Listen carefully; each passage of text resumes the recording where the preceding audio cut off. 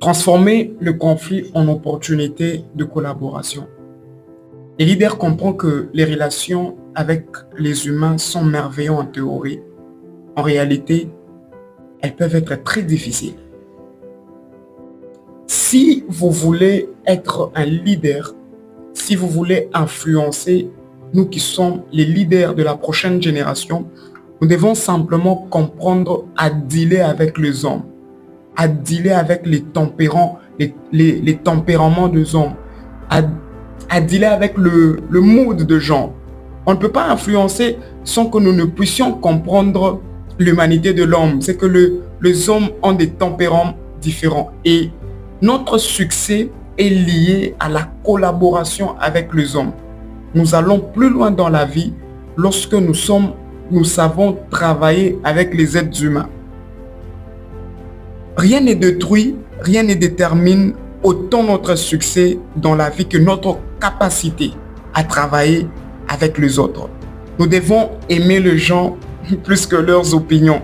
C'est une question de cœur et de sagesse. Vous ne pouvez pas gérer mieux les relations si vous n'appliquez pas la sagesse et si vous ne mettez pas votre cœur. Vous devez apprécier les hommes au-delà de leurs opinions. Aimer les hommes, non pas simplement aimer le choix qu'ils font leur vie, mais vous devez aimer la personne si vous devez mieux traiter, si vous voulez mieux gérer le conflit. Nous devons aimer les gens. Dans la gestion de conflits, chers leaders, travailler plus sur ce qui nous unit que ce qui nous divise. Nous devons mettre nos origines de côté.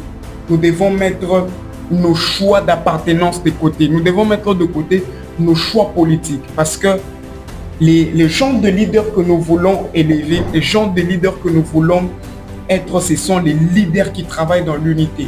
Des leaders qui sont là uniquement pour les choses qui font leur force.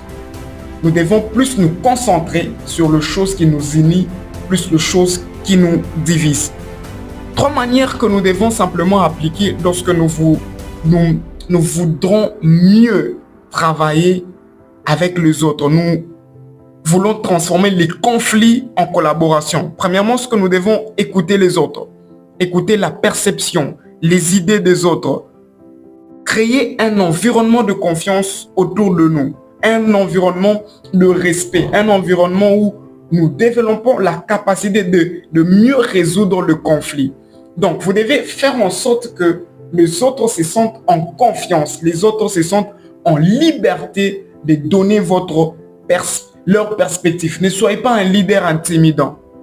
Créez une atmosphère de confiance autour de vous et que les autres s'expriment mieux, expriment leurs pensées. La deuxième des choses, c'est que vous devez trouver des solutions acceptables pour tous. Nous ne serons jamais d'accord sur tous les points. Ça, vous devez le mettre en tête. Nous ne serons jamais d'accord sur tout. Nous avons des religions différentes. Nous venons de cultures différentes. C'est que nous devons simplement réaliser que nous devons faire le choix des solutions sur ce qui est convenable à tous. Troisièmement, c'est que vous devez avoir une vision à long terme. Lorsque vous voulez gérer le conflit, lorsque vous voulez faire la gestion de conflit pour mieux influencer, vous devez avoir une vision à long terme. Ne vous divisez pas pour des choses à l'instant. Ne vous divisez pas pour des choses pour quelque temps. Mais vous devez avoir une vision à long terme pour mieux gérer les relations. La gestion de conflit est très importante. Dans cet épisode, nous venons de parler de la gestion de conflit. Vous devez transformer le conflit en opportunité de collaboration. Dans le prochain épisode, nous allons parler de décisions. Les décisions définissent votre futur.